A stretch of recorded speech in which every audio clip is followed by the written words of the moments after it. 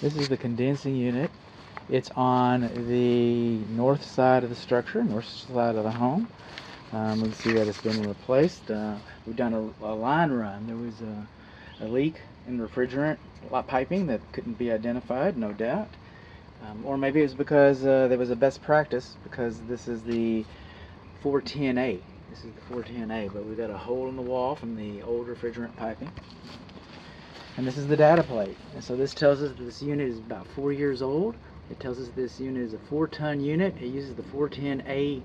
When we get into the circuit breakers, we're going to be looking for between a 30 and a 40 amp breaker to be servicing this. That's what we're going to be looking at. So what's wrong? Oh, things. Okay.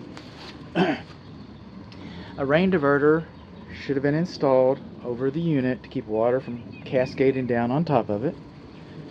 The unit should be, the block unit, most manufacturers think that the unit should be level. That's what they think. And I think they should be at least 12 inches away from the wall there.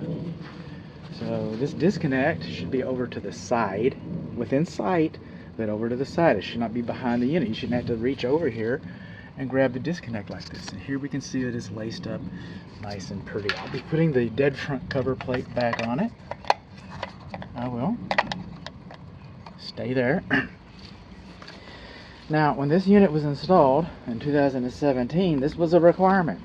This refrigerant piping, even though they did the best practices, but that refrigerant piping, that insulation no longer meets current energy requirements. That should be more solid, and it's cloth tape. All that's going to dry and peel and pull off.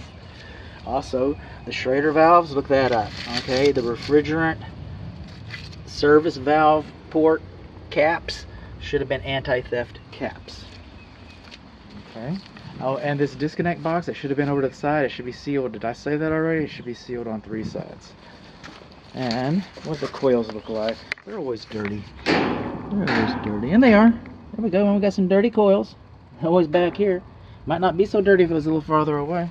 But I get it. I mean, you know, you pull it out here. It's a little farther out in the yard. It's a little bit of an inconvenience.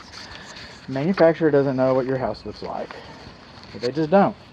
So what do we learn? We learned that we don't have a water diverter over it. We learned that our disconnect box hasn't been properly sealed and it was improperly located. We learned that the condensing unit is not level and it's too close to the house. We learned that we have the wrong kind of refrigerant piping and the wrong kind of Schrader valve caps. They should be anti-theft caps. So that's what we learned here today.